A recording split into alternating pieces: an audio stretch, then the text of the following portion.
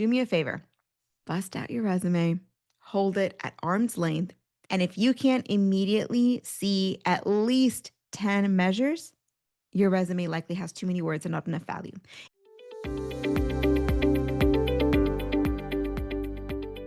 Too many words and not enough value. That's the resume mistake nearly every single mid-level professional is making. And it's such a mistake for mid-level professionals specifically because you have major outcomes you should be sharing, and instead you're sharing the job description. Now, most resumes fail not because they're bad, but just because they're saying way too much, but not communicating hardly anything. If your resume has a ton of words, but not a lot of value, what's happening is it's describing the tasks you were asked to do instead of showing the impact. It's basically going to read like a job description or like a report, like a diary of yesterday I did this, every week I do this, every month I do this, not a results story. Now, maybe in the early 2000s, saying I'm responsible for A, B, and C, and I've done that for the past 5 years, is going to be enough to get you hired. But now the market is tighter, it's more competitive, and because everyone has the use of AI, more is expected. And what you want it to read like in order to be a top 1% candidate is you want your resume to read like number one, a story, and number two, a story of results. What impact have you made? How have you transformed the organization that you are at? That's what they need to see. And at what scope have you worked? Have you worked at a mom and pop or at major enterprises, right? Major corporations. And so all of this means that it's so important for you to be able to have a resume that's value packed in as little words as possible. One way that I think about having a value packed resume with as little words as possible is that as I'm crafting your resume, so to give you an idea, I basically coach you through your entire brand. So you and I will sit in one, two, three, or even four meetings, however long it takes for us to get the very best information. And once I have all the information, what I find really interesting, I actually just did this yesterday with a client, and there was about a half page, almost a page full of detail. I'd say probably a half page. There's about a half page full of detail, just text. And I took that text down to 12 to 18 words.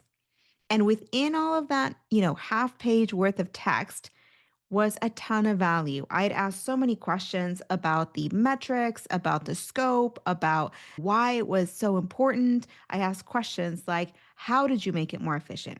You can say I made it more efficient, but let's figure out exactly how did you do that? What are the steps that you took? What led to the efficiency and what was that difference? What was that transformation in efficiency? So I ask a ton of questions, jot down a ton of information. I record our calls to make sure that I cover and don't miss any of the value that you provided. But then everything you shared in those 5, 10 minutes or in that half hour, half a page, three quarters of a page gets dwindled down to its absolute most concise, most value packed form. And one way I know when we're ready, when we're done, when this looks great, is because there is value in every single word, unless it's a conjunction like and, the, right? Every other word has value. It's either a keyword, it brings value, it's the verb that we need to use, it introduces a method or a skill, or it's a metric. And so that's what I mean by having a little bit of words and a ton of value instead of what most resumes are way too many words, not enough value. Do me a favor, bust out your resume, hold it at arm's length. And if you can't immediately see at least 10 measures, your resume likely has too many words and not enough value. If you ever see more than 3 lines together, I can't say for sure outside of the summary, but generally speaking, more than 3 lines together, too many words, not enough value. If you look at your resume and you can point to 1, 2, or 3 words that if you took them out, the same impact would be made. Your resume has too many words, not enough value. Now, why does this matter? This matters because recruiters are going to, and hiring leaders and HR professionals, they're all going to skim your resume in a matter of seconds because they have so many to go through. Now, don't get me wrong, they want to do a good job and they are doing an excellent job. And so they're going to read through your resume, but they're not going to try to interpret it. They want to see the value immediately. And so being clear and concise and brief is kind.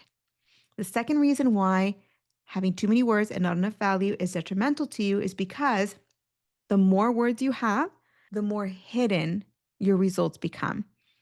I don't know if you remember, but at the airport, they might still have these. But when I was younger, I used to go to the airport and get these word search, crossword, and word search books, right? Well, if you open one and it's got maybe 5 rows and 5 columns, there's only 25 letters on there. It's the easiest word search ever. You can immediately find the word you're looking for. But if you get one of the more advanced ones that has like 20 rows and 20 columns of letters, it's going to take you quite a while to find the word, no matter how simple the word is.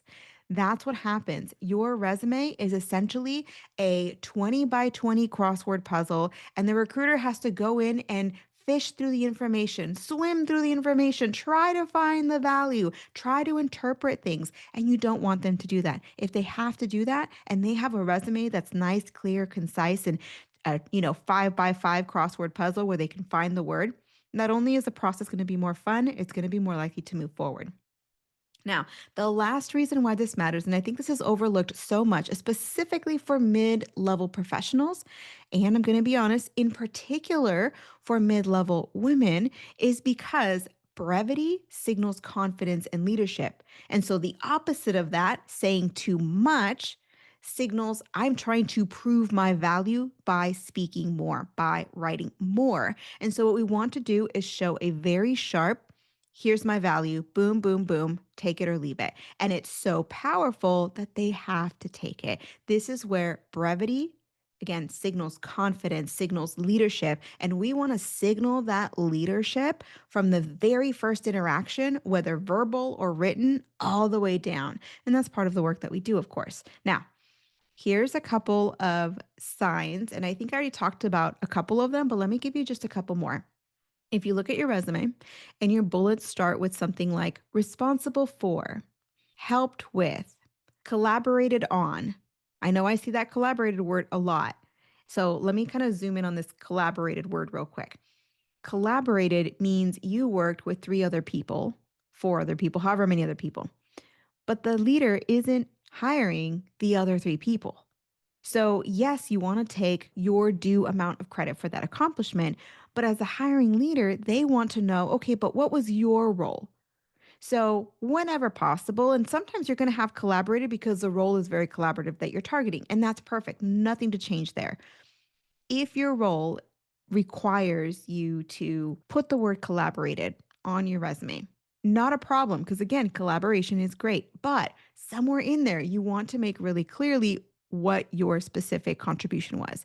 There are going to be some bullets, and I came across this just a couple weeks ago, where we actually have co-created, co-developed, collaborated, because everything they did was very collaborative. Like we sift through, and but it just turned out that everything we did was very collaborative. But for this particular employee, that was an earlier position.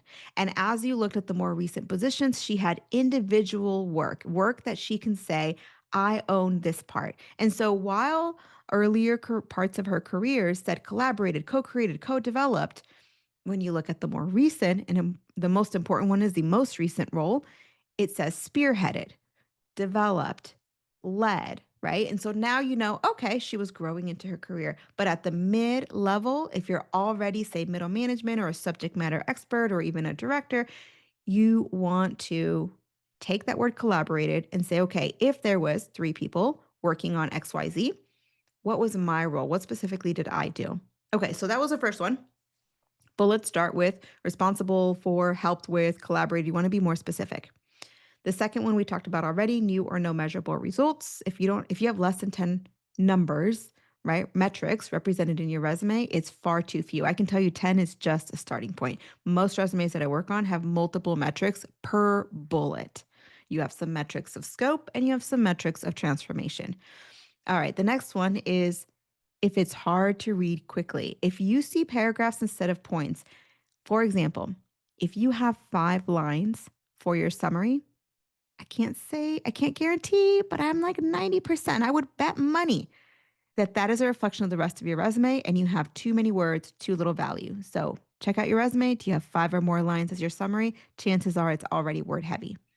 The next thing, if you look through your bullets or you look through your summary, your resume, and you notice that you're repeating the same verbs or the same phrasing, another telltale sign that you have too many words, not enough value. If you're repeating the same phrasing, then either the accomplishment is the same, or you can put 2 bullets together, make it more powerful, combine the metrics, share it from a different perspective. And that's a lot of what we do. We look at the same accomplishment from different perspectives to find the best value and speak from it from that vantage point. So, altogether, if you look at your resume, and there's not 10 metrics on there, too little value. If you look at your resume and you see responsible for, help with, collaborated on, too little value. If you look and you see paragraphs instead of bullet points, too little value, too many words. And if you're repeating similar phrasing, that is not a specific keywords, right? If you're going for an HR position and recruitment is a big part of your role and your target role, and you see recruitment multiple times, that's good. That's value. But if you see, again, let's say responsible for, collaborated with, or interacted with vendors and cross functional personnel. If you see that phrase more than once, I could almost automatically tell you your resume has too little value and too many words. Now, what do you do when this happens? If you're like, okay, I get it, I get it, I get it. What do I do now? First thing, I'm going to give you 3 things to keep it, maybe a fourth, to keep it really simple because it can become really overwhelming. I'm going to be honest, what we do in our branding work is very in depth, it's very detailed. So, what I'm sharing with you here is a brief introduction so that it doesn't become overwhelming. If I were to teach you how to do resumes, how to do branding, how to strategize, it would be a full on multiple week course. But let me give you the top 3 things you can do to get this started. Number 1, shift the focus away from activities, what you did, and focus more on how did it change the organization I was at. So for every bullet you have, if you read it and you're like, oh, yeah, that's what I did, that's good. Ask yourself the question, and it might be helpful mentally, like psychologically, it might be helpful to kind of cross that whole bullet out and say, yes, that's what I did. But now I need to answer the question, how did it change the organization I was at? Things like more efficient, more effective, increase in all the good things, decrease in all the bad things, right? Increase in sales, increase in revenue, increase in efficiency, increase in successful personnel, increase in promotions, decrease in all the bad things, decrease in cost, decrease in, manual labor, decrease in time it took to do XYZ, right?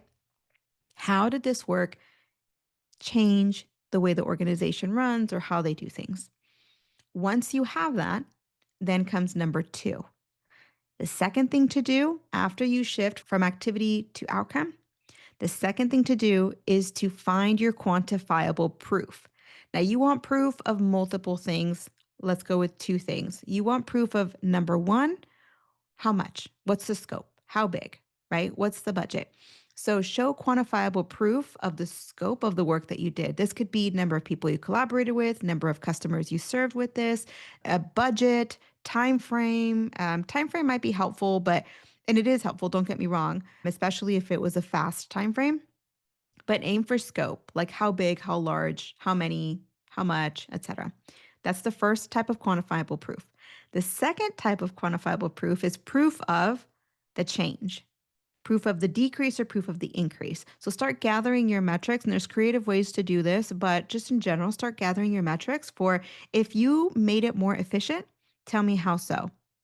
If you made it more effective, tell me how so. Like from what to what? I need a number at the beginning. So this is how ineffective it was. We were doing one account it took us 2 hours to do one account, and after it took us 15 minutes to do one account, right? So figure out those metrics.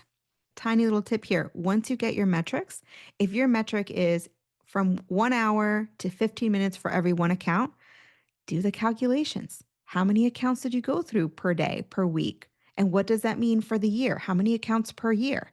Obviously, you need to have been there for longer than a year to say per year, right? But now you calculate that. And instead of saying, oh, we saved 45 minutes one time, you're saying we saved over 3,000 hours over the span of a year. That is going to give you a much better bullet because, again, you shifted from activity to outcome. And then you add quantifiable proof of the scope of your work and quantifiable proof of the transformation you've made.